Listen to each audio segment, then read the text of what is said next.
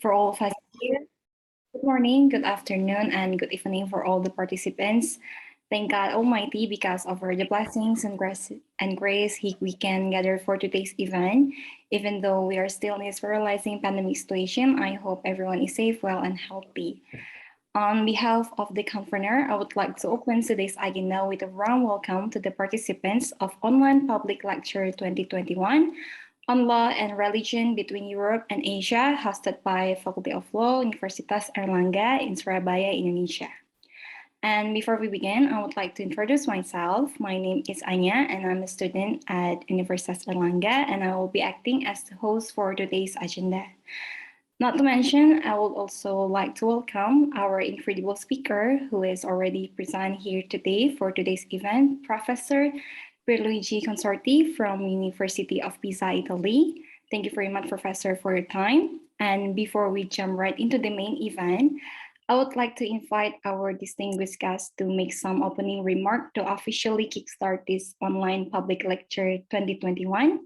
For Mr. Iman Prihandono, Ph.D. as the Dean of Faculty of Law, Universitas Airlangga, the time is yours. Thank you so much, Anya.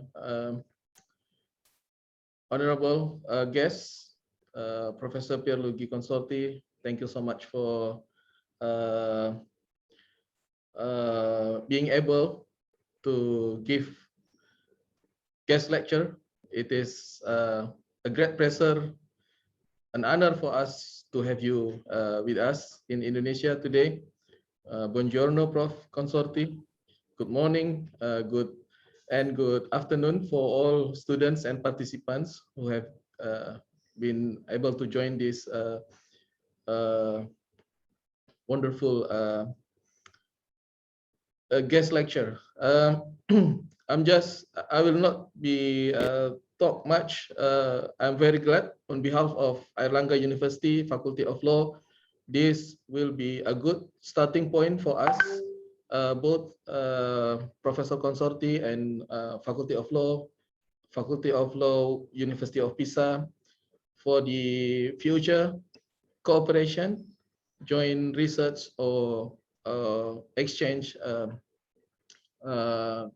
students between the two institutions, and also for the lecturer. We have Dr. Joeni Kurniawan here as the alumni, proud alumni of University of Pisa, that will be also our ambassador to strengthen the cooperation between Italy and Indonesia, particularly Faculty of Law, Universitas Airlangga, and the University of Pisa, Italy.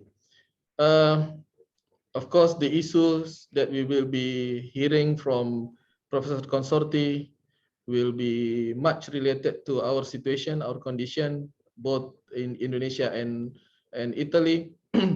Indonesia is, if I'm not mistaken, the third largest democracy, or maybe the fourth largest democracy in the world, with majority Muslim population. I think the same situation with Italy, which have majority of Roman Catholic population, but a growing number of people who staying in Italy, residents in Italy, coming from different background and different religion, and how to accommodate the freedom of religion and rights to religions. We can learn a lot from Professor Consorti on that matter. I think that's all that I want to address. Thank you so much for the participants. We have also Madam Ciara Lapi, who is joining in our guest lecture today. Happy discussion. I hope there will be a fruitful new knowledge from Professor Consorti that we can bring to Indonesia and our students, and for the benefit of our students and scholars in Universitas Airlangga. Thank you so much. Back to you, Anya. Yes, thank you very much, Mr. Iman, for the speech. So for all the participants, welcome to the online public lecture 2021. And without any further ado, now I will give the floor to Dr. Joeni Kurniawan as the moderator. But before, please let me read some of his profile. Dr. Joeni Kurniawan is an associate professor of law and the director of Center for Legal Pluralism Studies, Airlangga. And his education background, he has finished his bachelor degree from Universitas Airlangga Law School and his master degree from UNATI International Institute for the Sociology of Law, UNATI, Spain, and his doctoral degree from Department of Law, University of Pisa. And also for our amazing speaker, today we have Professor Pierluigi Consorti from University of Pisa, Italy, as the president of ABEC, or Association of Italian Professors in Law of Religious Phenomena. And please let me read some of his profile too. Professor Pierluigi is a full professor of law and religion in University of Pisa, and he's also a director of Interdisciplinary Center of Science for Peace, University of Pisa, and he is also a general secretary of Our Foundation for Cultural Collaboration Between Peoples, and a national secretary of Association of Lecturers of Canon and Ecclesiastical Law. And he was a former president of Governmental Committee for Civil, Unarmed, and Nonviolent Defense. And now he's still a peer review and ethical referee for public research. And now for Mr. Joeni and Professor Pierluigi, the time is yours. Thank you. Okay, thank you very much, Anya. Thank you very much, the Honorable our Dean, Dr. Iman Prihandono, for giving the opening remarks for this wonderful session. And buongiorno, Professor Consorti, once again, and buongiorno, Chiara Lapi, my colleague from the University of Pisa. I'm so happy to have you here. Okay,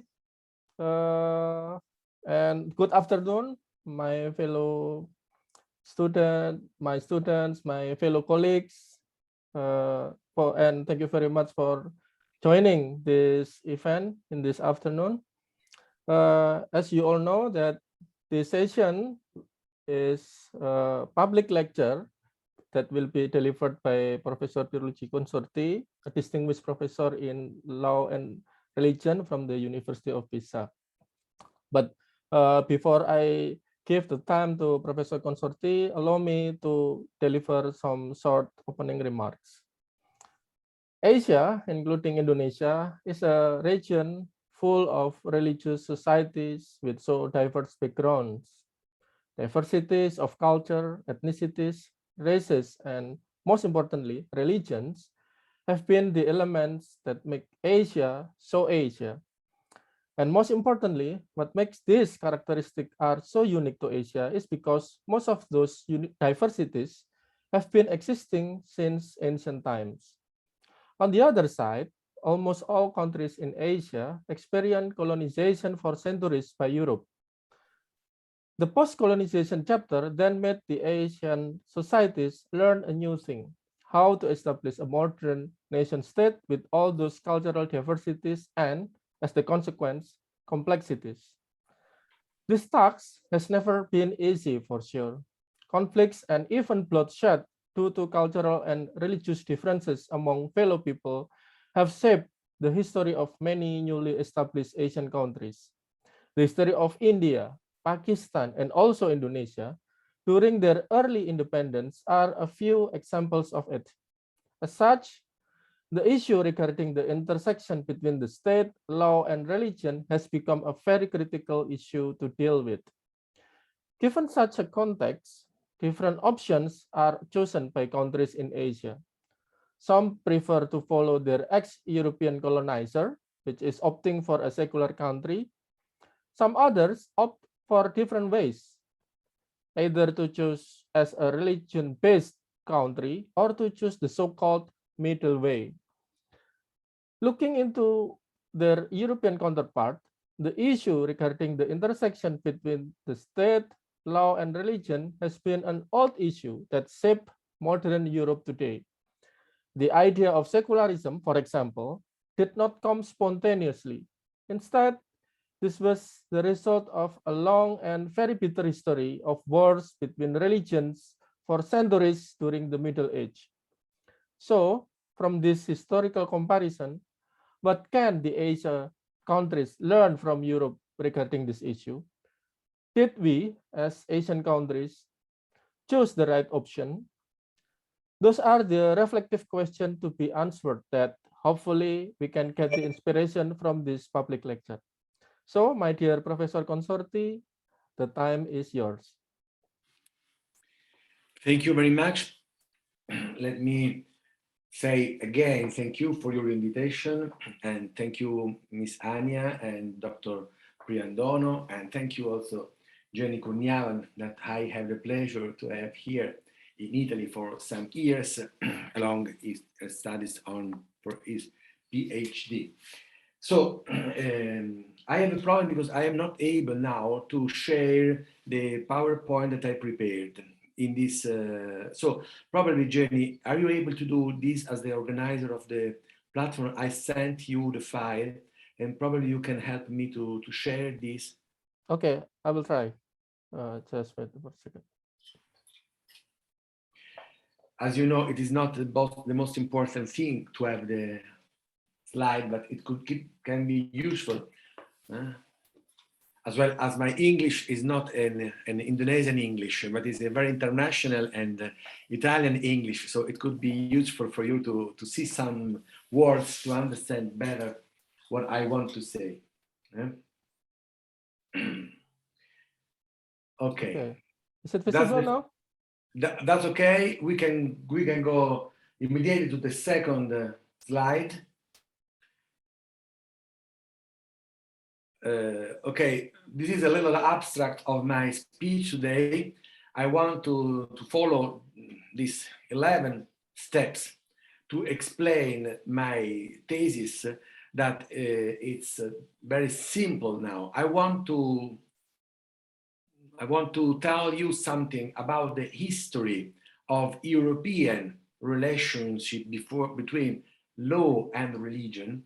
And so to do this, we have to understand better the situation of the sociological situation of the European continent, and then we will be able after to do some comparison related to the Asian, or I can say probably Indonesian situation that is that you live together. My idea, my thesis is that we can share some skills to manage religious conflicts using the intercultural law, but it's something that we have now begun to study as a model that can facilitate, that can be helpful for the management of religious conflict, especially religious conflict that arise from the management of majority and minority in the same state. So let's go to the third now slide that I want to share with you to let you where I am now. I am in Pisa. Pisa is a little town in the north center of Italy, and it is not a big town, but it is very. It has a particularity because, as probably you know, this is the town of the Leaning Tower, and the Leaning Tower is well known all around the world. But it is also a little town. We live no more than 100,000 people, but we have more than 60,000 students. Okay, I can say that it is not a town, it is not a city, it is a university. That more precisely, we live here in 3 different universities that stay in Italy from the 14th century. So it's one of the most old university in Europe.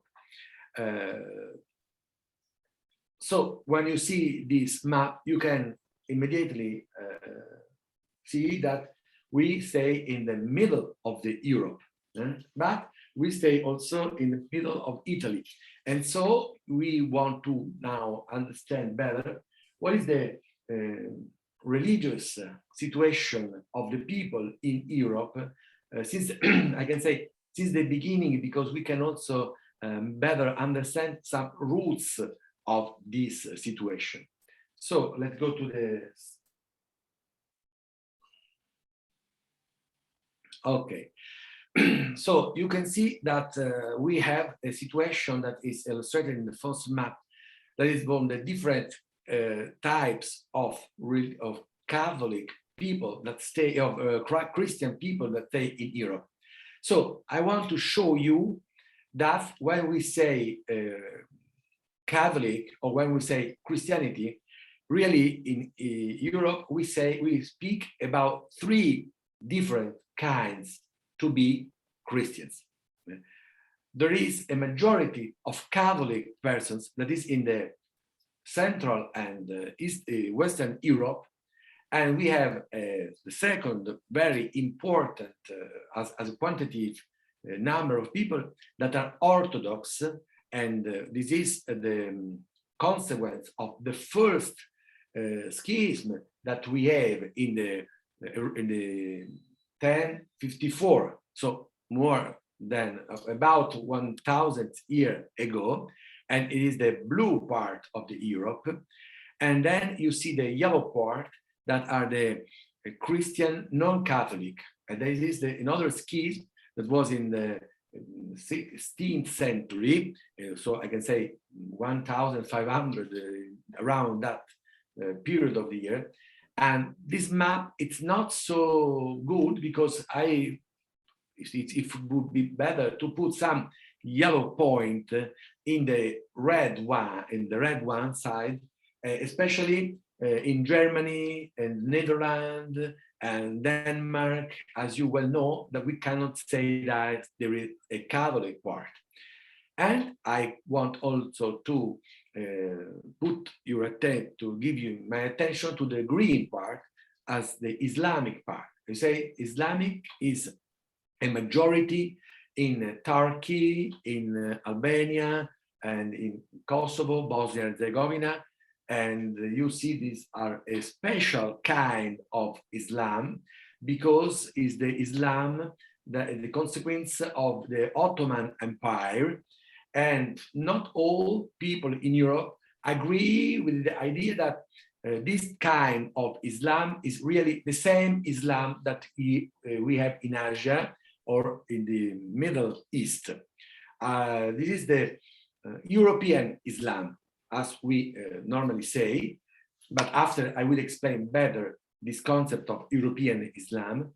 But let me only now, at the moment, show that this is also a problem for the Western European experience, because a lot of people say that this part of the continent is not Europe, or better, it is Europe as a geographical point of view, but it is not Europe as a cultural point of view. So we can say that the green part in the mentality of the majority of the Western people is not an European part, as well as the other yellow, red, and blue. But when we understand better the situation, we can see in the second map that the situation is not so clear. So I can say that these colors are not so good, and we need to have some declination of these colors. And you can see in the second map that we cannot say that Europe is a Christian Christian country, Christian continent, because we must pay attention that there are a lot of non-believers in Europe today, and this number of people increase every day. And in this map, you can see the number of atheists that they say themselves, that they proclaim themselves as atheists, so people that do not have any religion. And this is, I can say, progressively a number bigger and bigger.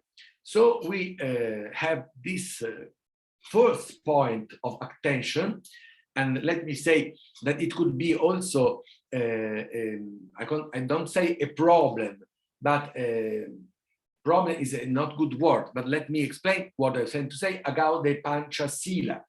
In Indonesia, you have in the constitution the idea that the religion is related to a faith of the only one God. And it could be a problem for the European experience to say that religion is only the faith in one God, and we need to have a wider expression of religions, that we can say, for example, that freedom of religion is not only the freedom to follow one or another religions, to be a believer or a faithful as you want to be, but also the possibility to have the right to have no religions, and we say also to be against religions.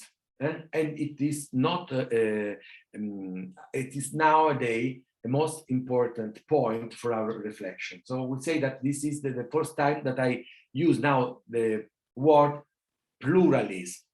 When we speak about religions, we must remember the idea of pluralism. And this idea of pluralism is not only the idea of different religions, but different way to live our religions in different traditions. So it's not simple to say, I am Christian, or I am Catholic, or I am, what do you want to say? Or I can say, I am Muslim. And it's not, when I say this as a word that in our mind means something, but it's not the same thing that the people who live their way to be Muslim or to be Christian and so forth as a unique, and I can say marble situation to be religious. Let's go to the other slide to understand also a little better with us the rules of this pluralism that I want to show with you. This is the Europe before the first skis I spoke some minutes ago on the 1054.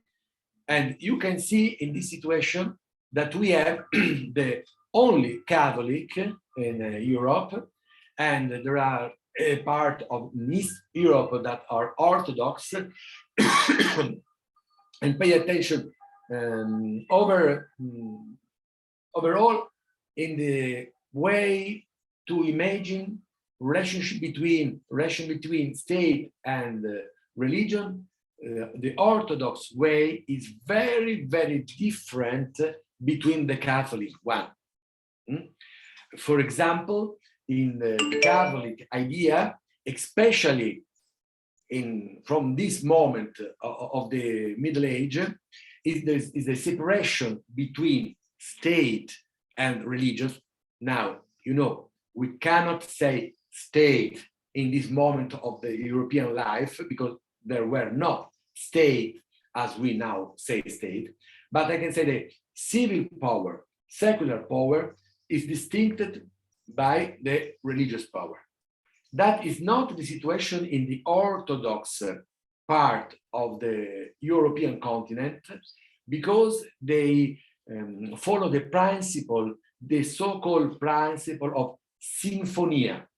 Sinfonia is a word coming from the Greek, ancient Greek, and it is the same word that we have also in English when we listen a concert and we say there is a sinfonia. It's a good balancing of the all music, and sinfonia is we speak the same unique voice, and the sinfonia is the principle that Orthodox Church and Orthodox people have to imagine the relation between state and religion. So we can expressly speak about Orthodox states, you see, as we can speak about Islamic state. There is no difference between the religious way of life and the secular laws that agree the religious laws.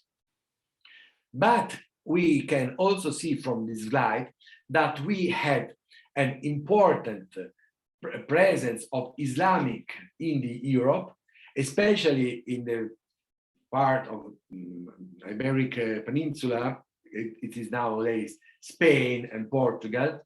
And this is the roots, this demonstrate that also European experience, in the European experience, there is not only Christianity, and we can say there is also always the Jewish minority, but we have also a well-rooted Islamic experience. But it is not the same experience that we find in the Byzantine Empire, so in the Turkish part, because we can say these are two different kinds of Islam. The Islamic presence in the very Europe side finished in 1492, when the King of Spain did a law that expelled all Muslims from Europe.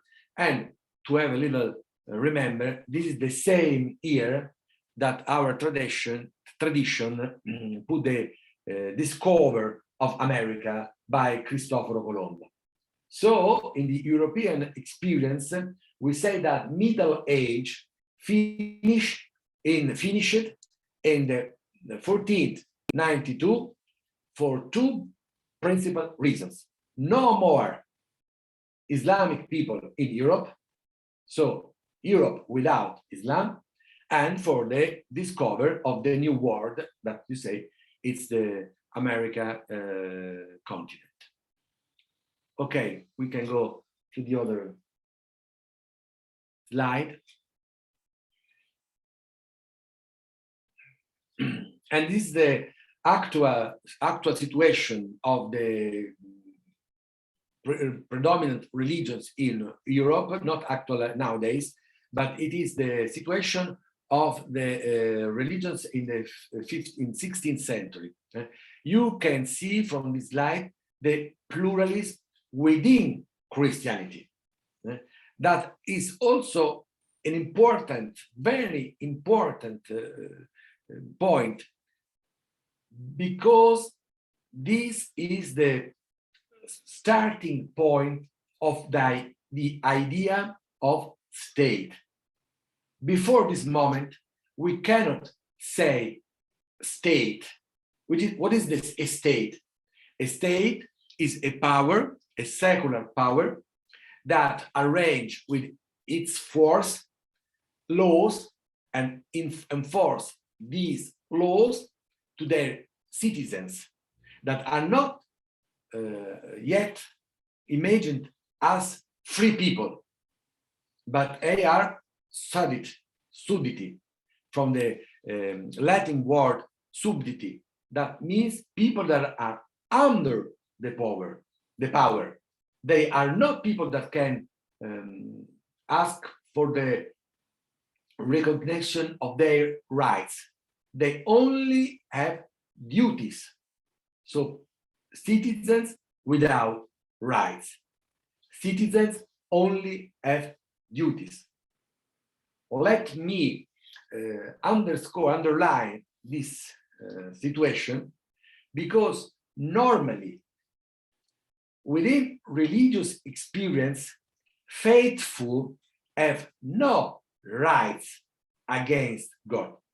They have only duties. They have the duty to follow the law and laws of God. But this was the root of the three Western monotheistic religions. Pay attention. 3 Western monotheistic religions: Jews, Christian, and Islam. Because Islam is a Western religion. It was born in the same land that saw the birthday of Christian and Jewish, the Middle East. And the mentality of the first Islamic people, Muslim people, is the same mentality that we find in the Christian people. One God, one law, and I can say also, let me say, one prophet, Muhammad, su di lui la pace, the peace about him, and Jesus. It's not very different, the scheme that we have in that sign, in that period. But we go again to the map, and let me show the situation of this moment. We have, and this is only nowadays an actual originality, the state of the Pope. So Catholic religion is the only religion all over the world that had a state, I can say a secular state, a secular power. This is never happened for any other religions. And this is, for example, for our Italian tradition, a very important point to remark, because we have in Italy, in Rome, the capital, not only now for our state, but from a lot of centuries, the capital of the Catholic Church. We share in the same space 2 capitals. One is now very little, is the Vatican State. But the Vatican State is the consequence of the Papal States. And you see, the Papal States, as you can see in this map, was very big. And the Lutheran Reformation or Lutheran Reform was started especially because he was against the secular power of the Pope. And his idea was that the states, and he expressed this word, the states, must have a correspondence between their people. The same population have to decide if they must be with the Pope or with its king. So this difference from the civil power and religious power began in this moment, and we have to recognize this to the Lutheran experience. So what happened in this moment, in this kind of moment? We had some kings, especially from Germany, that decide to separate their kingdoms between the state of the Pope. And they decide to follow the Lutheran Church, and their, pay attention please now at this moment, their subjects, so the people that was under the law of that king, all the people were obliged to follow the faith of its king. So they were not able to decide.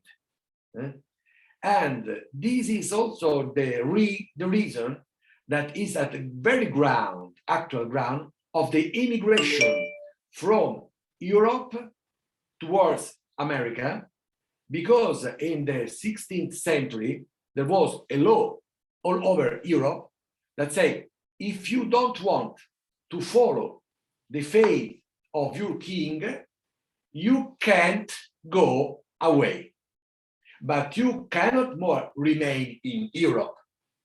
So they, I can say, they who dissent from the faith of its king, they couldn't dissent in their houses. They have to escape.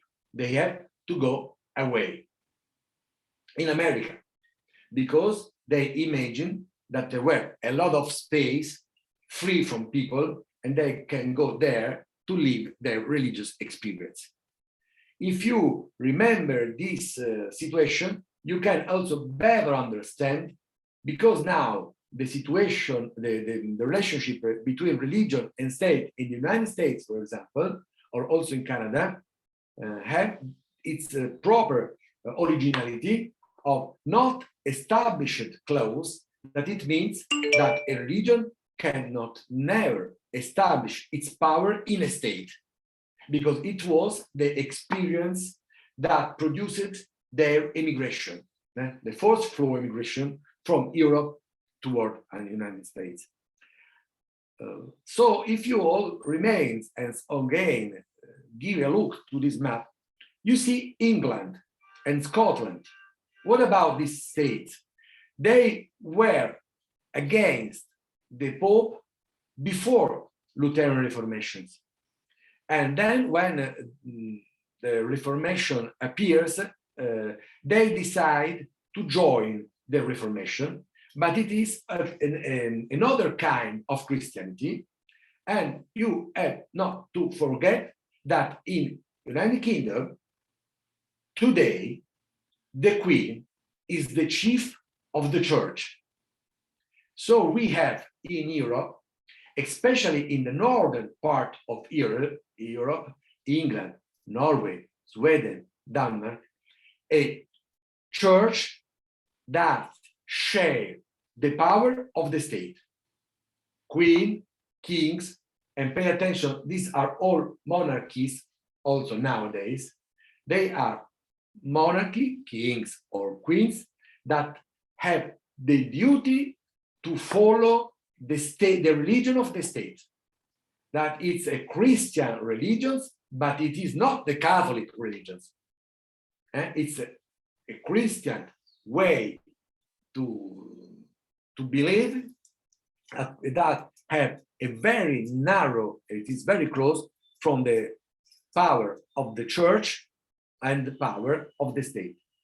In the United Kingdom, for example, those who are bishops have the privilege to participate to the Chamber of Lords. It means that if you are a bishop, you are a lord, and you go in the parliament without being elected. This is now in the United Kingdom. And it could be not so, so comfortable to imagine a democracy that gives the power to the chief of religions to be in the parliament. But it is a very, I can say, a situation very well known in Europe nowadays because of those roots that I tried to explain. Okay. Okay. Have you any? If you have any question, or if I have not been able to explain very well, or I can go forward. What do you think, so Joeni? I think you may proceed, Professor. Okay. So again, then the subsequent slide.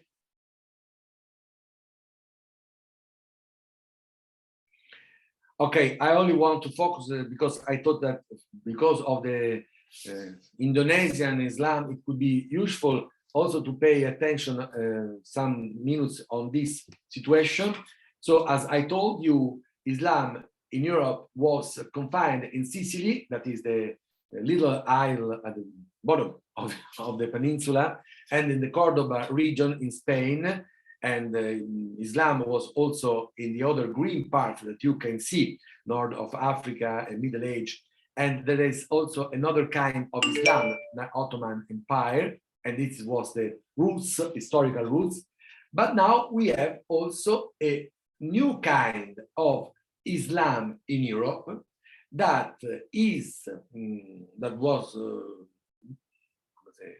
its beginning in the 60 years of the 20th century, so 1970, from the immigration from Africa and Northern Africa, Morocco, Libya, and other Central African states, from people that join Islamic religion. So we have a different kind of Islam that is not the same kind of Islam that we had in Europe before, in the centuries before this moment. And this is a very strong presence. And now we say the third generation of these Islamic people. So we have persons that are Muslims, but they have never been in an Islamic state, and they also live their life experience in a public society, in a society that is, one, very plural, and second, with a lot of people that do not believe in a God. So these persons are Islamic because they were born in an Islamic family, but they are foreigners in the European experience. And this is a special situation that determined the so-called, I call this situation in this way, Islamic exception, which is this Islamic exception. This is an exception because in Europe, states do not recognize Islam really as a religion. But we, in Europe, the majority of European states share the opinion that Islam is a problem for the public order. This is also a prejudice, but that prejudice is the ground of the situation of relationship in Europe between states and Islam. Only one state have formal relationship with Islam, and that is not a case, Spain. Because of Spain experience with Islam, tradition is rooted in its own history. Bene, we can go now.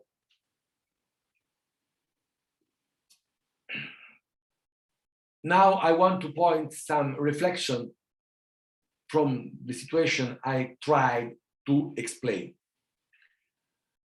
So the first idea is that relationships between law and religions in Europe are conceived as relationships among power. So we can say the power of religion and the power of the state.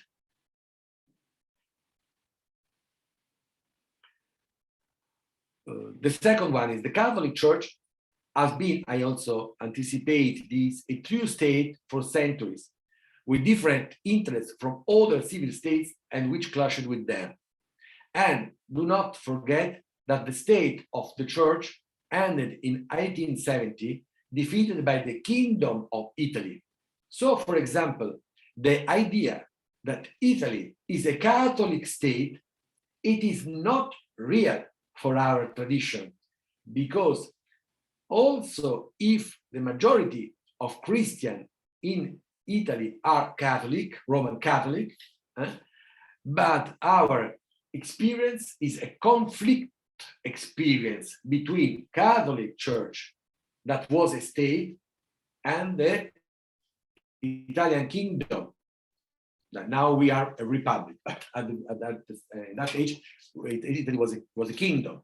So the king of Italy and the Pope were enemies, not enemies in principle. They were enemies, and they have arms, forced arms that did a real war during years, and this war was won by Italy, and so against the state of the Pope.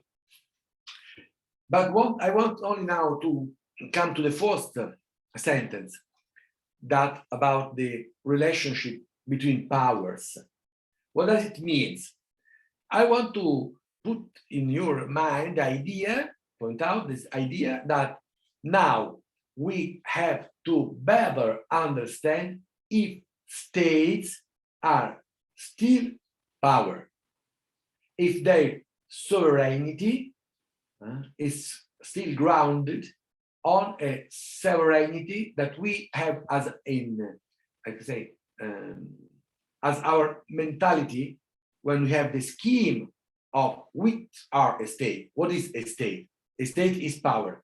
But are we sure that the states are all powers nowadays? Who have the power nowadays? Probably Google has more power than, for example, Malta, to say a little state. But if you imagine a war, now it's not more conducted by guns or firearms, but money. And there are some economic powers that are more powerful than states. And in this kind of globalization of powers, we can have a question: what is the position of religion? Are religions able to play a role in this conflict between powers? And which is the power of religion? Again, in the subsequent slide, I can try to give a little answer.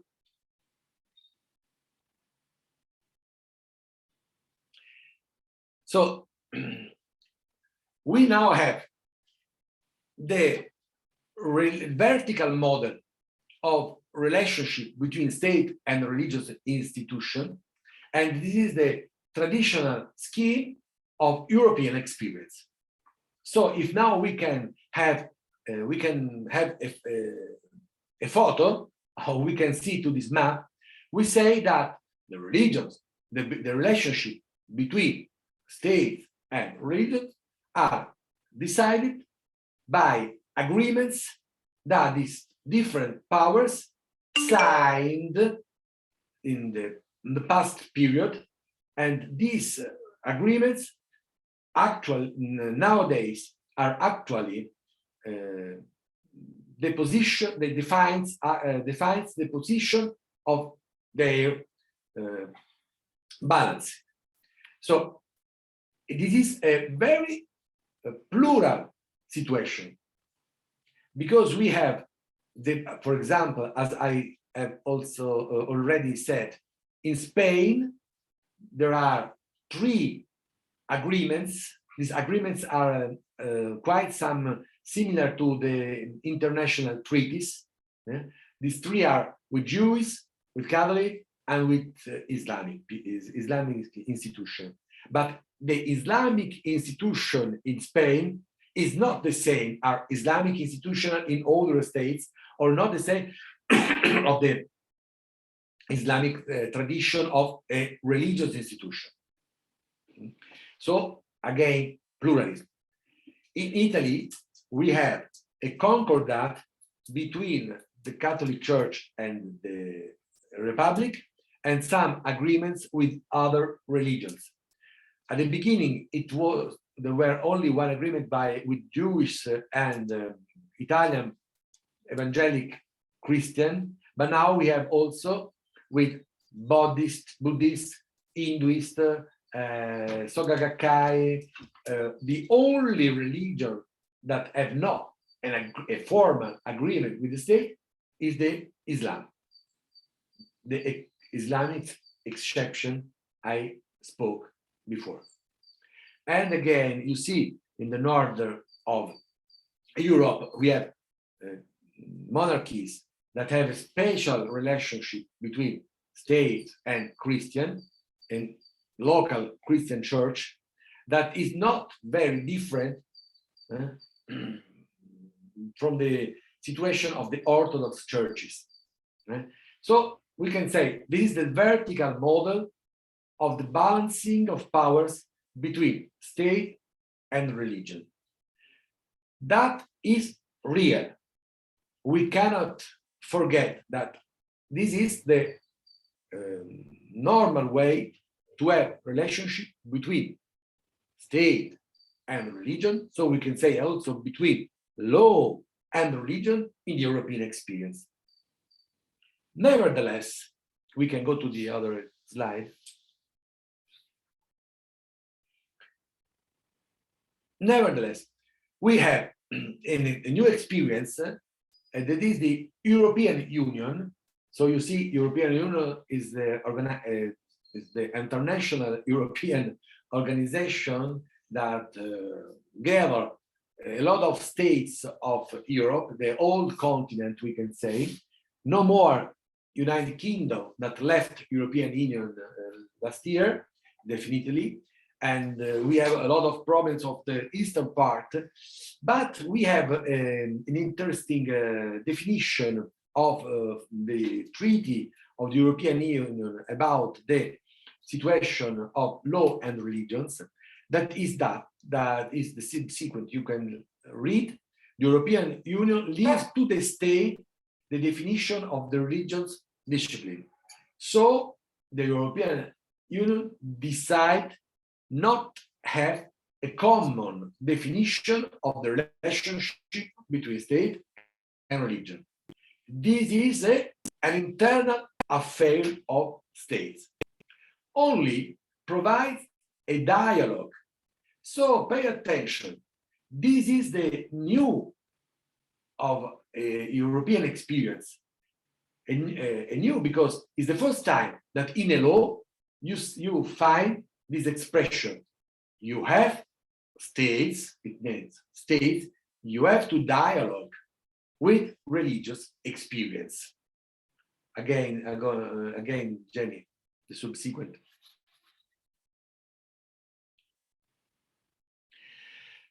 So, this is the Article 17 of the Treaty of the Functioning of the European Union. And the first comma says, the Union respects and does not prejudice the status under national law of churches and religious associations of communities in the member states. So, religious law in the European states have not a common ground now, but pay attention, the second statement, the Union equally respects the status under national law of philosophical and non-confessional organization. That is important because it means that for the European experience, philosophical and non-confessional organizations, it means organizations also against religions, it has atheistic organization, are obliged from the state to share the same legal position of religions. And the third, I also spoke about this, recognize their identity and their specific contribution, the Union shall maintain an open, transparent, and regular dialogue with its churches and organizations. So it means that both at the European Union level and at the state level, we are by law enforced to have a regular dialogue with religions, communities, and with the religious experience. That is what I name the second, the next one. I can list this the horizontal level of the relation between law and religion. So the vertical level is the level of the relationship between powers, and I also have we have also the horizontal level, that is the level that is in the society.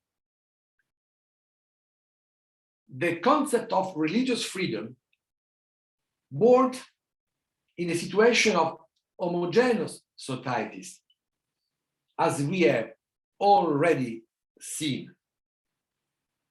So when we speak about religious freedom, we imagine that it is the idea that is the ground to have religious freedom against the power of the state, to say that people must have the right to believe what they decide to believe, but in a normal, homogeneous society. And in this scheme, you only need to guarantee, preserve the right of minorities that do not share the state religions of the religions of the majority. But this is not a nowadays scheme useful because of the plurality and the super diversity of all societies all over the world. We cannot more say, we couldn't say before, but now we cannot say Italy is a Catholic state, or the majority of Italians are Catholic. We cannot say French is a lay, a secular state, because the majority of people are atheists. We cannot say, probably, let me say, Indonesia is an Islamic state because the majority are Islamic or Muslims. So we can say, but when we go to look better to this situation, we are obliged to say that there is a very plurality within religious experience, not only between the different religions. Do not never forget, please, that the war of religions of the European experience were not wars between different religions, but were wars into Christianity. And also Islamic wars, for example, between Sunnis and Shiites, are war of religions inside the same religion. And when we remember to the Crusades as war of religions, we now are able to say that there were not war of religions. They were wars of economic powers, justified also by religious reasons. But religious was a justification, was not the ground. And this is also, now I can say, very important to say that why religions are not able to dialogue themselves into the same religions. And people of religions, religious people, are able to say, if you don't agree with me, I can use our relationship as enemies, but we share the same religion. So, please, again, the subsequent slide, and it's quite, I have quite finished. And so we have to imagine what could be the role of the religious freedom in this super diverse society that are super diverse all over the world. Because the migrations do not have an impact only in Europe, but all over the world. We can say that all states now are at the same time state of emigrations and states of immigration. The balance is that people that can be emigrate, that are the richest people in their states, emigrates. And they have an immigration from poorest people, but they are the richest people in their states because they can emigrate. So those who are rich emigrate. And when they arrive in the land of destination, they are the poorest. But they are engineers, probably doctors, and so forth. This is the inequality that we have from the modern age.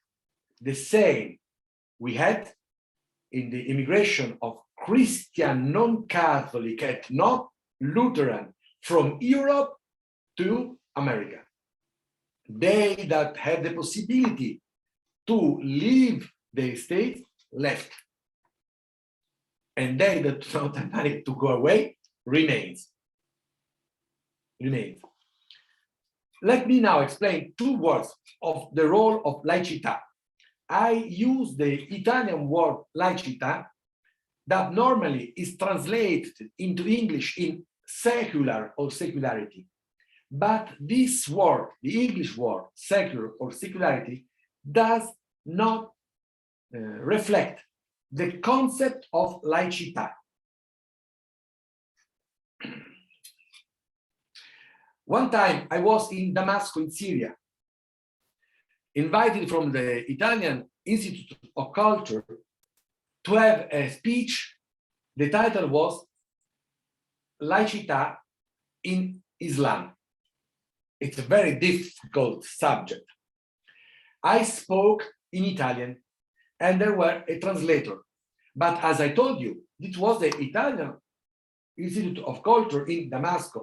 So all people that were in this reunion were able to understand good Italian, and they were intellectuals, so very good also Arabic language.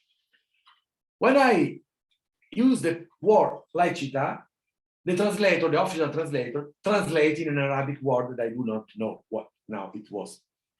But a person from the public stood up and said, please, you have not to translate laicità with this Arabic word. The most right Arabic word is another word.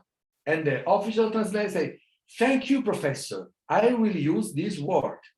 But another people stand up and say, pay attention, you have not to use that word or that other word. There is another word that explains better the concept of laicità. And so the president of the reunion, moderator, say, so we have to decide which kind of word we need to use to translate laicità. And I give this position. Please do not translate, because my speech go to the direction to explain that there is not one laicità. There are a lot of laicità. And so if you have not one word, it is the demonstration that my idea is right. We have not only one word that can explain what is laicità, because laicità is the way that in different traditions we have balanced religious experience and law of religions in the law of state. I can say, for example, that the Indonesian experience of laicità is in the fourth Pancasila, that say only one God, but say at the same time that Buddhists and Hinduists and Confucianists have only one God. But we know that it's not real in the Buddhist experience, in the Hinduistic experience, or in the Confucianism, that they have the same faith in one God, as well as this is for the Islamic experience or for the Christian experience. This is the super diversity. So the laicità is an idea that we can interpret in the different situation to find the correct balancing, that it can be the same all over the world. We have not a democracy all over the world, the same kind of democracy. But we have democracies, as we have laicità, plural laicità, as we have religions, and we have different ways to be believers into one religion. So the role of laicità is the very, very old distinction between the state and the religion. The function of the state is not the same one of the religion. Religions, all religions, in their actual ground, have the purpose to guide believers, faithful, to the salvation. Relating to the ethical principle, ethical laws, ethical rules that have their roots in the sacred books, for those who have sacred books, in way of meditation for those who have ways of meditation. This is to follow our religious, their religious, everyone, no? Each other. It's religious belonging. The states have not the same purpose. The purpose of the state is not to bring, to guide people, its population, to the salvation, eternal salvation. It's to have a good balancing equilibrium in their social life. This is the secular power, to bring population to have its safety. But the safety of the state is not the salvation of the soul. It's a good way to manage population and so forth. Allora, at the end, which is the possibility that we have now? If our societies are all, as I saw, super diverse, the super diversity is the mode to explain this situation, we can have a scheme to arrange these differences. Overall, when these differences bring conflicts, and sometimes also violent conflicts, with the multiculturalist scheme. Now, I have not the time, so if you want, in the second time, I can explain better this, but only to give you the beginning of this kind of thesis. Multiculturalism was born in Canadian, because Canadian had in its root the difference between French population. It means people that migrated from French, and English-speaking population. It means people who escaped from England.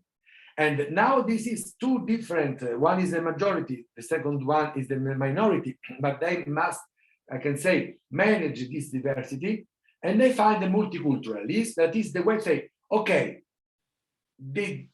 these two communities have the right to remain in their identity.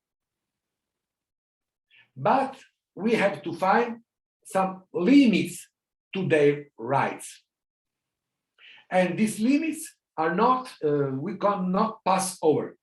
And so, for example, the declination of multiculturalism in French, it's very typical because we call it the assimilationism. Which is assimilation? You are the right to be in your identity. You are the right to be Islamic if you want to live in France. But as France is a secular state, uno Stato laico, you must respect not only our law, because that is right. You have to respect everywhere the law of the state. But you must too be as we are. So you will be a citizen when you will have in your mind the secular principle of France. You will be able to speak French. We will be able to eat French cheese, and you will be able to not wear the veil if you are Islamic, because this is a sign of religion, and we do not want in the public space any religion signs, because we are secular, and religion is only a private affair. But if you don't agree with this, you can say, okay, I do not agree, but I will not be a citizen. Also in Italy, when you demand from the citizenship, the application for Italian citizenship now is subordinated to an exam of Italian language and to Italian culture. You must share our roots that are in the history. But pay attention, not all Italian people knows our history. Not all Italian people speak a good Italian. But we ask to people that come from another side to be better than Italian people, of a larger part of Italian people. No? And then we have the interculturalism. Which is interculturalism? I can say that interculturalism is a thesis that assumes that we are super diverse and we must remain in a sincere dialogue between this diversity. We must be not afraid from diversities, but we must have a dialogue to understand if we can, how we can live together with our diversities.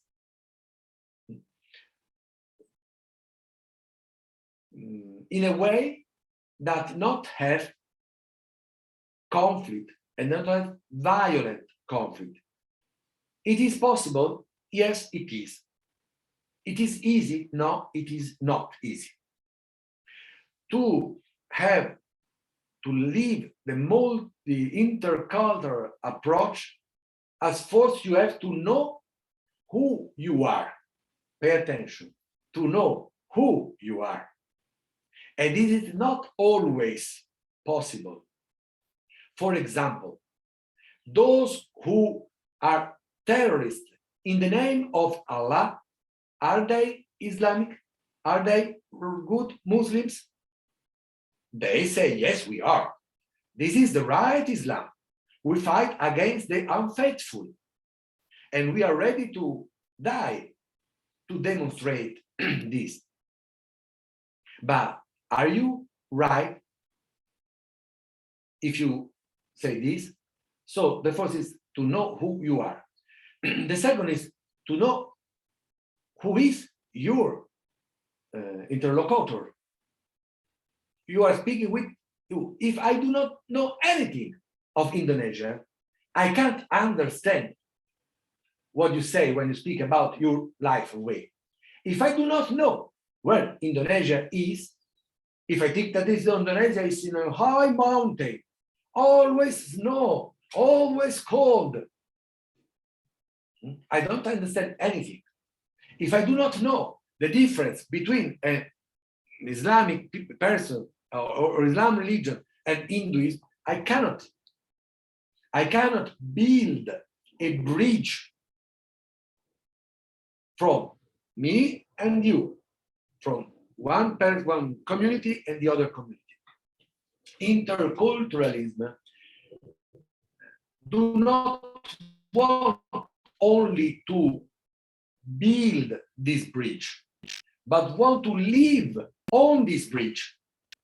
So a position very strange, uncomfortable, in which you can manage the differences and you can also try to live in these differences, but with an equilibrium. So this is what we as interculturalist lawyers call the reasonable accommodations. Reasonable accommodation are the possibility that Chiara Lapi, that now is with us, knows better than I, that you can imagine the possibility to have an accommodation to the role of law in the specific situation, in that community, in that school, in that class. Probably that rule is not useful if you use it in another situation or in another school or in another town. So we have to manage this legal pluralism, it is not simple to do, in a very specific way. Intercultural experience can be useful, can be done also in Asia. I think so, yes, it will be possible.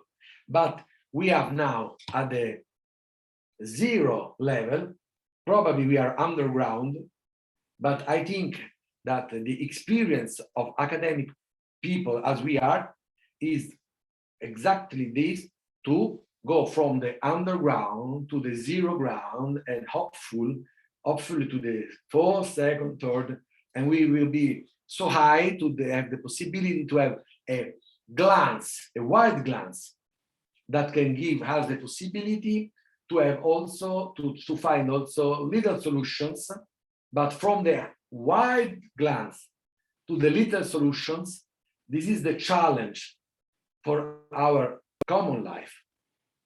So we have the possibility to speak from Italy in Indonesia, but I don't want to bore you more than what I have already done.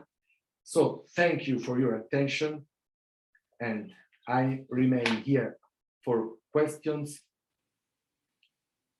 remarks, observation, criticism. Thank you very much.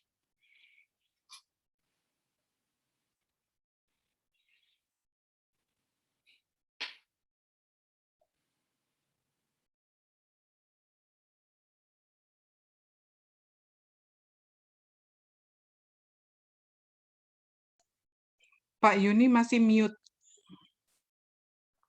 Thank you, Miss Joeni, for reminding me. I don't realize that my mic is still mute. Okay, thank you very much, Professor Consorti. What a very wonderful insight from you. Even though perhaps some of us are still alien about what we've been talking about this in this time, but that's the reason why we are here, to start thinking about it, to start make us a conversation about it, to start making dialogue about this, and perhaps developing this discourse as well as this knowledge further, and finding another perspective to live in the one same bridge, as you just said previously. Okay, before I give the chance for the participants to give questions or comment, allow me to read some small resume about what you just explained to the participants, that Europe and Christianity has been so embedded one and another since a very long time ago. It's been the character as well as the culture itself of the Europe. However, it doesn't mean that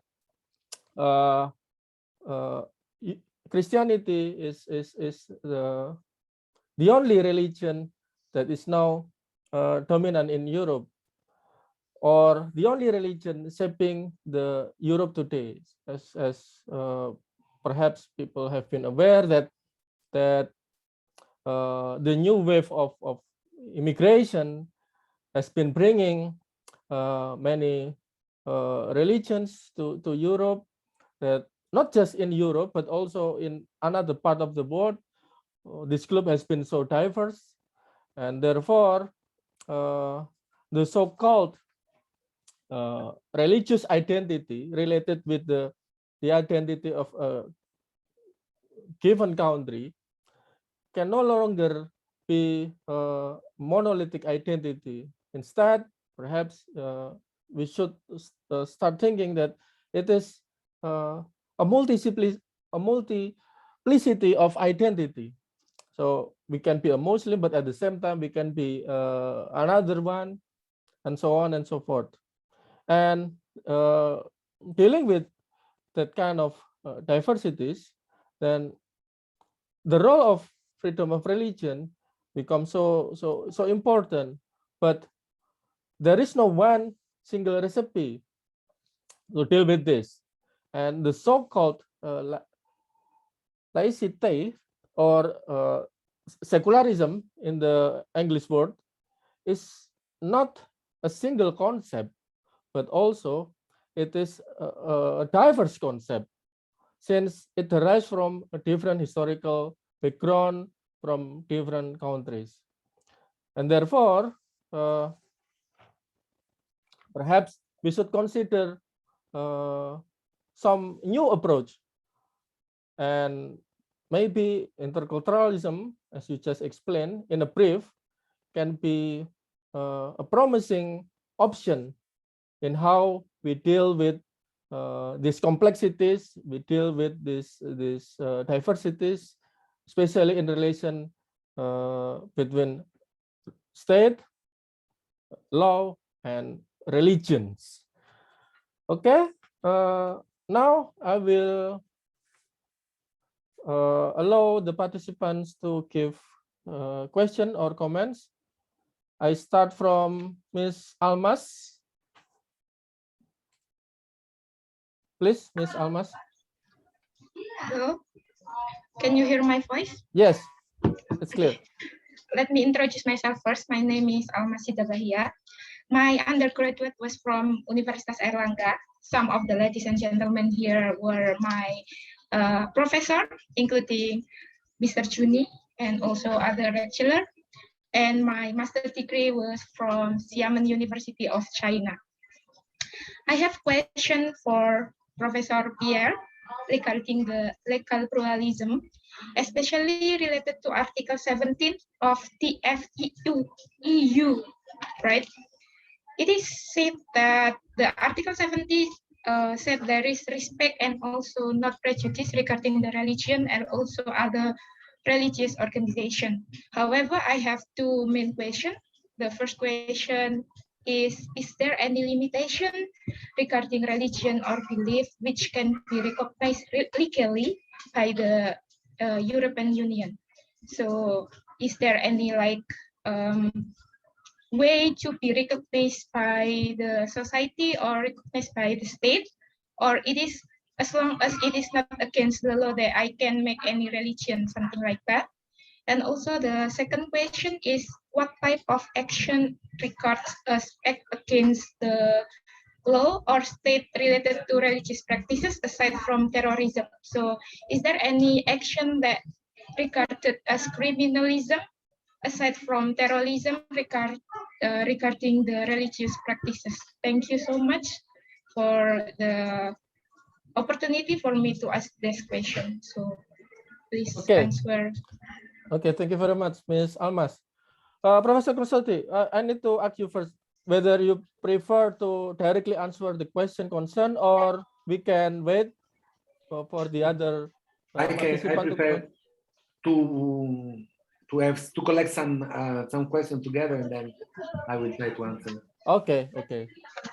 Now then, I will move to Mrs. Yani, my colleague from University of Airlangga School of Law. The time is yours to ask the question. Thank you so much, Pak Joeni. Hello, Professor Consorti. I'm really impressed to your presentation because you give a comprehensive perspective on how is religion works in Europe, especially in Italia, and also the idea of like Costa is legal secularism. You explain something new, and I learned a lot from that. Thank you so much for that. I am a lecturer in Faculty of Law, but the department is international department, so that's why I need your permission to ask something. It's not really exactly on the subject that you are presenting today. So I know the Vatican is in the Italia, right? So I think Vatican is there. So my question is like, how is the influence of the Vatican into the democratization in Italia? And also, how is the influence of how I know because Vatican is strong, not only it will be a magnetize the dynamic in the society because it is located in Italia, but also Vatican is become like the center of the Catholicism in the world. So I will compare to what happened in Indonesia. So in Indonesia, a religious leader is very strong.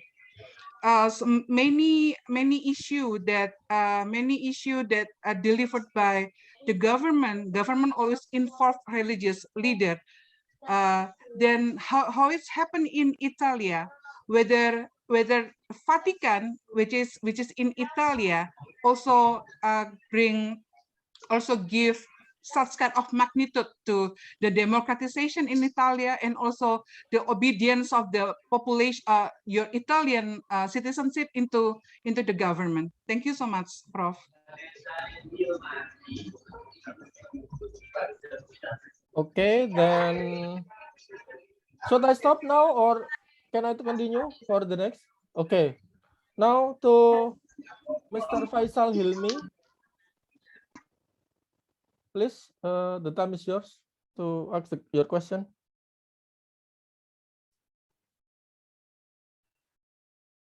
So thank you, Pak Joeni, to give me chance to develop my question. So I have a question that how is freedom of religion in Europe post 2015 migrant crisis? Okay, can you repeat once again?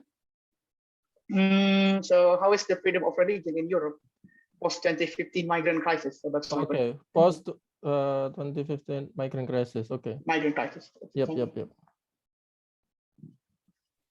Now to my colleague, Mrs. Widyayani Dian. Okay, thank you to the moderator for the opportunity. Hello, Professor Consorti. My name is Widyayani Dian Pawestri. You can call me Dian. I am a lecturer at Faculty of Law, Universitas Airlangga. I would like to ask about something silly, maybe. So in English, we often hear the word "Oh my God," or in Arabic, "Oh Allah," or in Indonesian, "Ya Allah, ya Tuhan." How can I say "Oh my God" in Italian? Because please correct me if I am wrong. It is taboo to say sorry, "Oh mio Dio" in Italy. I apologize if my question is silly. Thank you so much. Okay, thank you. There is no silly thing here. We are free to ask any question, and okay. I think it is still relevant. Thank you. Okay. I think anything else? Before I switch to the question written in the chat box, perhaps I allow Professor Consorti to answer all these 4 questions. The time is yours, Professor.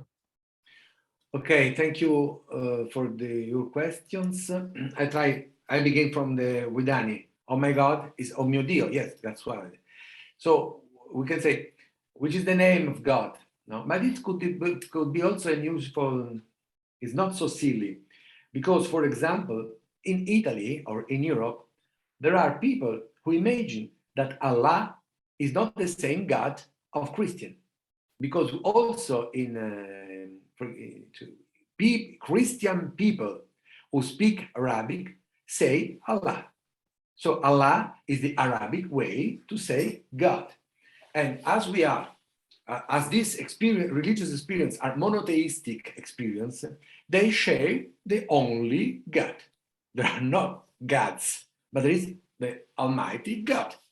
And if you name it God, Dio, Die, God, Allah, and so forth, is the name that you, as human people, give to one entity that it is, or it is, or she is Allah, that we cannot say which is his name.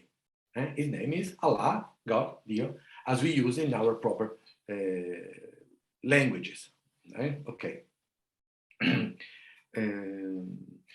Mr. Almas, I understood well the first questions, not the second, because the connection was not right. So for the first one, I want to explain better that the Article 17 of the European Treaty sounds as a limitation of European Union in its competence about law of religious matters. It says that all states can give their own laws in these matters following their experience, their original experience. So we have Italy, Spain, Germany, France, and so forth, without interferences from the European Union. The unique interference that European Union have to do is not to have, the states cannot give discriminations from religions and cannot give discriminations in order to, for example, prohibit atheistic or not religious expressions.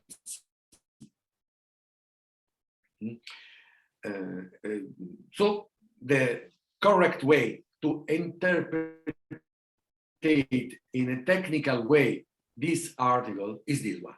So you cannot ask to the European Union, for example, to give a common law on these questions and these issues. The second was if there actions against terrorism. If I have well understood, yes, there are also in this situation different law in different states. I can see that there is a common point that is to fight against terrorists and especially also against the so-called religious terrorism. If we want to be more precise, when we imagine Europe, the religious terrorism, we say Islamic terrorism. Also, if it is not correct in an historical and sociological perspective. For example, in Ireland, in Northern Ireland, we had a civil war that now is not fighted in this moment, but was fighted as a proper war from Catholic from one side and Anglican from the other side. And it's also a civil and economic and legal consequences. So there was a Christian terrorism. I don't want to say now if it was Catholic or Anglican, because I don't want to enter in this specific situation, but we have also in Spain. In Spain, there are terrorists, independent terrorists from the northern region of Spain that call themselves as Catholic, very Catholic, okay? But if the answer is the question was, which action are against terrorism? The action is to have a more cooperation between the European states in intelligence and also in prevention of and prevention and this one. In Italy, we have a special law that is only in Italy, this one is, that equipare on the same level, mafia, probably you know what mafia is, and terrorism. So this law gives special powers to the police if they need to prevent terrorism or as well as criminal organization of mafia. Let me know if I have answered or not to your questions. Ms. Gianni, okay, I need some time more to explain the special situation that probably is not always very well known. So to explain the Vatican influence in Italy, I have to explain that from the canon law, so the law of the Catholic Church, we have to distinguish three different subjects that are the same subject. So at first, we have Catholic Church. What is Catholic Church? Catholic Church is an organization of local churches that are all guided by one bishop, and all these bishops all over the world are under the power of the Bishop of Rome. So the Bishop of Rome is the first bishops, and every bishop must give obedience to the Bishop of Rome. That is the Roman Catholic Church. And as you can well imagine, as Roman Catholic Church, Rome is the town where the Bishop of Rome lived. For a lot of centuries, the Bishop of Rome was Italian. And also in the last century, we are, in Italy, for example, it's normal to imagine that the Pope, as he is the Bishop of Rome, is Italian. So he is the Bishop of Rome, but as he is the chief of the council. And we had in Italy a shock when in 1978, the cardinals elected as Bishop of Rome one non-Italian person, who was Karol Wojtyła, Pope John Paul II. And from that year, we have never after bishops of Rome that are Italian. And I don't know what will happen after. But surely the Catholic Church, as the Catholic all over the world, is less Italian than it was in its recent history. And it's the Catholic Church. But we have also a second subject that we name Holy See. Holy See is the name of the legal subject that represent the Catholic Church in the international law. So it is properly a subject of the international law. And also we can say that it is the most old subject of international law, because Holy See is present before the state were. And it is the first state, is we want to say this, because the first international treaty, the first international agreement that was signed in Europe was signed from the Pope from one side and the Emperor in the other side. And it is the first concordat of, we have the concordat, this was 1122. So the Holy See also nowadays is a subject of international law. It has its place in the United Nations, and it has its place in the European Union and in a lot of international organizations as other states. And who is the Holy See? The Holy See is the Pope and these international offices. Holy See is the chief of the Holy See, is the Pope, and the Pope is the Bishop for Rome, and he is, at the same time, also the chief of these two subjects, okay? With different competence. One is for the Catholic Church, one is as a state.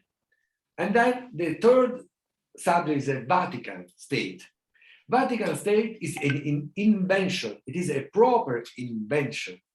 It was founded in 1929 when Italian Kingdom and the Holy See decided to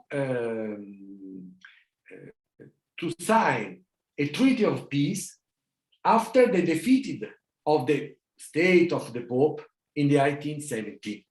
It happened in 1929, and it was a very strange situation because they decided to have the peace. This treaty is the Lateran Treaty, 1929. And in this occasion, the Holy See asked to Italy to have a territory because they want to be a real state, but they were not more in the 20th century a state, because as we know, to be a state, you must have sovereignty, territory, and population, people. And the Vatican state had no territory, had no population, and no sovereignty. But in this treaty, and this is the way, because we say this is a derivate state, it's not an independent state, because its sovereignty came from the decision of Italy to give to the Holy See a territory, a little territory. It is not very big, but it is a special territory in the city of Rome, and now also in other regions near Rome, where the Holy See can exercite its sovereignty as a state. The population is not a real people, because there are no people who are born in the Vatican City, in the Vatican State, that is a city, but the population is those who work in that state. And the sovereignty is given to the Holy See. The chief of the Holy See is the Pope, and for this little chain, you have that the Pope is the same person who is chief of the Vatican State, chief of the Holy See, and chief of the Catholic Church. So, which is the influence of Vatican in Italy? I can say now there is not really the influence of Vatican, because Vatican has it's a little state, but we have the influence of the Catholic Church. That is the church of also all around the world. Catholic Church, Italian Catholic Church is the stronger Catholic Church all over the world. We have in Italy more than 200 bishops. In Germany, we have 8 bishops. In the United States, we have, I don't know what, probably 20, 30 bishops. In Italy, because of its history, we have more than 200 bishops. And a lot of cardinals were, at the beginning, only Italians, now from all over the world. Which is the influence of Vatican? I can say no influence. Because also no influence of Catholic Church, because despite to the normal public opinion, no more than 20% of people are Catholic in Italy, are Catholic who really go to Mass and are practicants, so to say. And in a, okay, I can say this, if you have the vertical model, okay, Vatican is a state. So Vatican has its own ambassador in Italy, and Italy is its ambassador in the Holy See, okay? But not Vatican, no Vatican. Vatican is, we say, a instrumental state. I don't know if this word can be useful to also in English. instrumental way, is a skill to have its purpose. What is the purpose? Is the purpose that the Holy See can have its international independence, that it can be used in the international law only if you are a state. So you are a state because you are the Vatican, and you are a state because you are the Holy See. At the end, they have two positions that they can play in the same level. Post-migrant crisis was Faisal. You have to imagine that the European Union is not. We are not as United States of America. So we are not a federal as organizations. In this moment, European users also live a crisis proper because of migrant crisis. Because migrant flows arise especially in those states who are at the border of the European Union. Italy, as its position we've seen in the first slide I show you, Italy is in geographical position that is it is a peninsula, so we have a lot of possibility to reach our land as the first harbor becoming from Africa, and this is, we say, the Mediterranean flow. But also now there is a big flow that comes from Asia on the Balkan region. But we have not a common law, European law on migrants. We have different state law, or the state of the European Union have different laws. And as you can imagine, all states are able to promote their national interest. And their national interest, now this is the situation, when migrants arrive, they must remain in the state of forced arrival. It's in Greece and Italy that are the state of, and Spain, but Spain, and also Spain, but it's not so, Spain is not a very welcoming state. So also those who escape prefer to arrive in Italy, that are not a very welcome state, but we give some assistance to all those who are able to arrive, because people that dies in the Mediterranean Sea are every day, we can say now that Mediterranean Sea is a cemetery. It's a cemetery. Okay. Okay. Thank you very much for all your answers. Now I have to move into the question written in the chat box. Perhaps I can read it for you. The first question is, I can go to see if you yes, want it. you can read it by yourself, but allow me to read it so the other participants can also hear it. From Mr. Salvatore Giuliano. It's it's Italian name, but I think he is an Indonesian. Good evening, Professor Pierluigi. First of all, I want to apologize. My mic is malfunctioning, so this is the reason why he cannot ask directly to you. Write down the question in the chat box. My name is Salvatore. I'm from undergraduate study program of criminology at University of Indonesia in Jakarta, I guess. I want to ask you a question about the role and influence of religion in European laws. Does religion still have a role and influence in shaping, under quotation mark, secular laws, especially in countries with strong Christian majority such as Italy? It is the current state of laws in Indonesia, even though we could say we have three laws, the secular one, the Sharia, and also the Adat or Indonesian customary law. In private matters, there is a spillover of people who wants to influence public laws with Sharia. That's the first question. Meanwhile, the second one comes from Bintang Aulia. Good morning, Professor Consorti. What do you think about morals in religion as one of the parameters to form of law? The second question if only you agree with that idea, which religion should we choose to form law? Or do we have to summarize the values that exist in religion and then forming the law concern? I think it's very good question. Now it's time for you to answer. I can answer intertwining these two questions, because probably we can give only one answer. That is that. Yes, please. This one. Let's say, I think that secular laws are obviously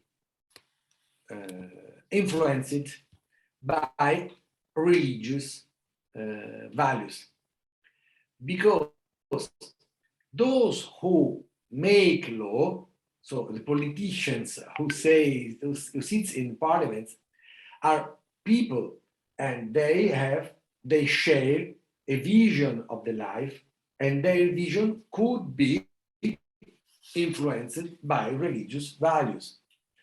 And it is not a problem.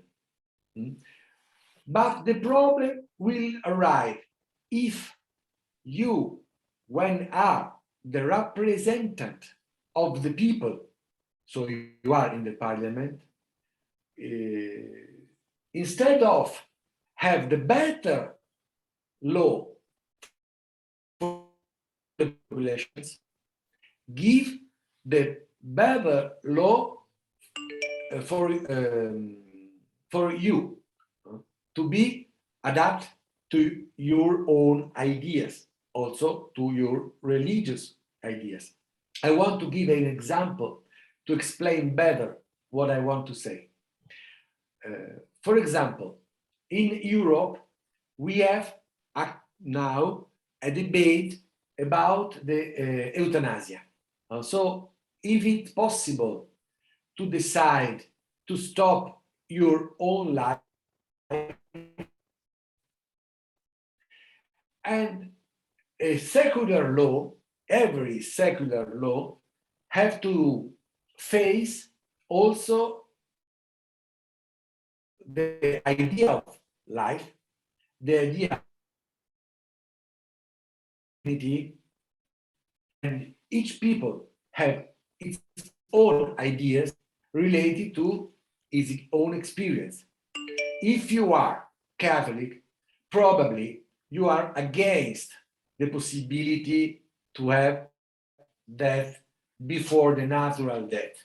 But also the idea of natural death is not so simple. Which is natural death?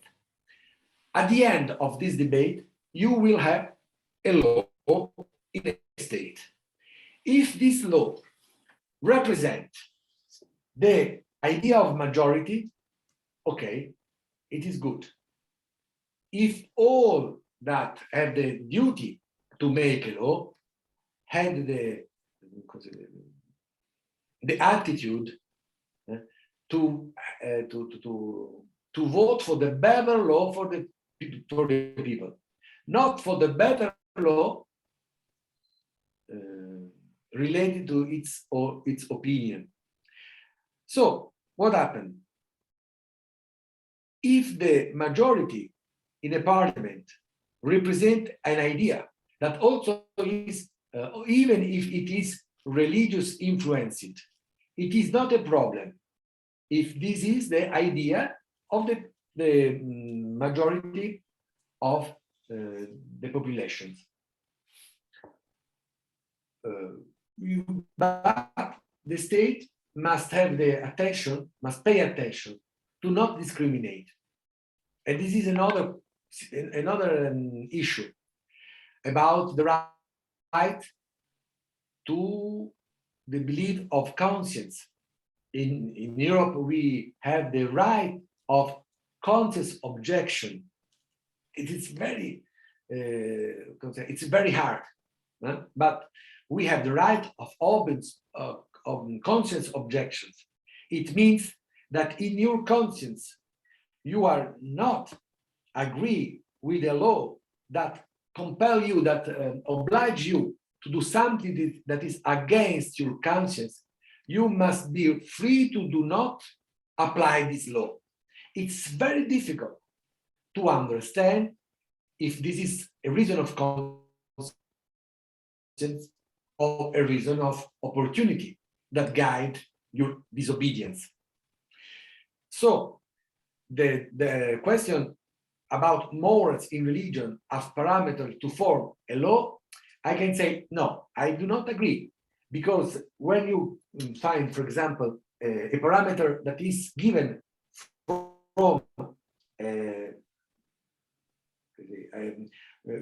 from religions that have not, as I explained before, the same purpose of the state, secular state law, you cannot use a moral parameter as a global parameter. Let me explain better.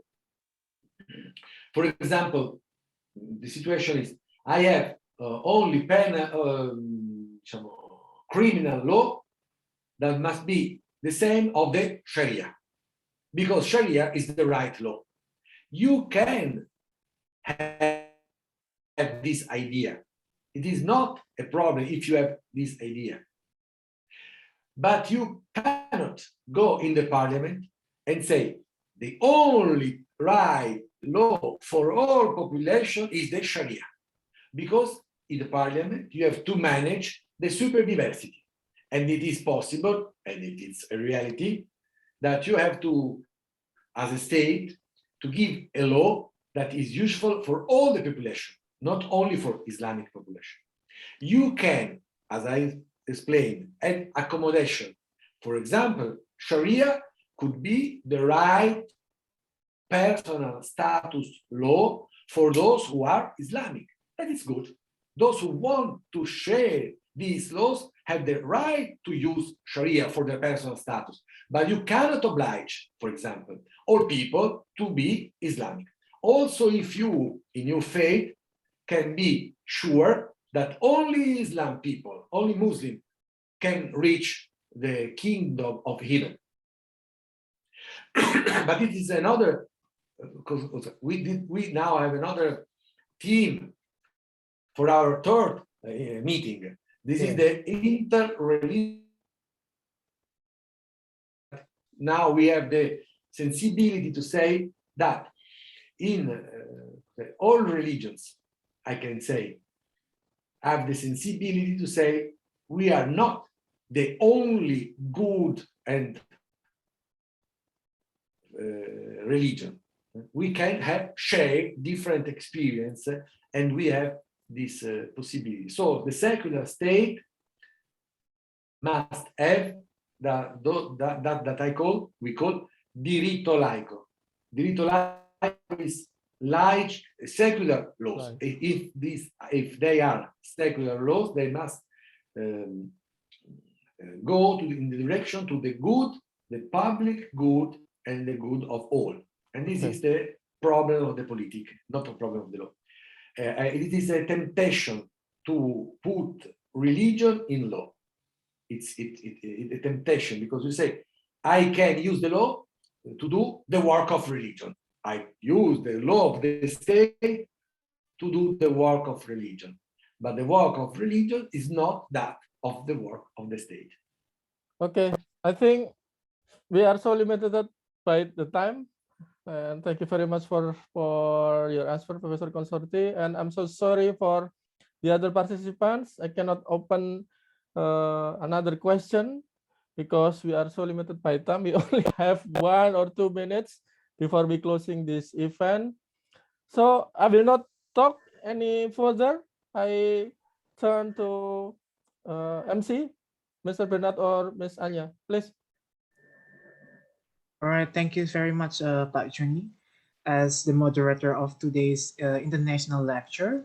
So once again, on the behalf of the Universitas Airlangga, particularly the Faculty of Law, and CLeP, the Center of Legal Pluralism of Faculty of Law of Unair, would like to say and would like to address our thanks and appreciation to Professor Pierluigi Consorti for giving a very insightful explanation on the lectures today. So before that, I would like to give the certificate of appreciation for Professor Pierluigi. Thank you. This is a Thank you, gift. Professor. Thank you, Thank you. Professor, for giving a very valuable knowledge for us, especially regarding the law and religion in Europe, and of course in Italy. Thank you very much, Professor Pierluigi. Hopefully, we can meet in person, perhaps in Indonesia or in Italy in the upcoming future. Absolutely, especially after the pandemic ends. Thank you so much. I wait you all here in Pisa when you want. Okay. Our university is waiting for you. Thank you. Thank you very much. Thank you. So I think, Anya, you can stop sharing. So all participants, before we close the Zoom, I would like to invite all of you to turn on your camera so we can take a screenshot in every part for our every participants. Okay.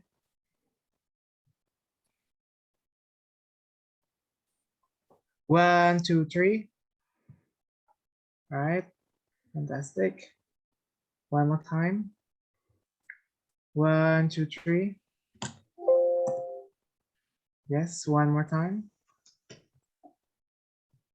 One, two, three.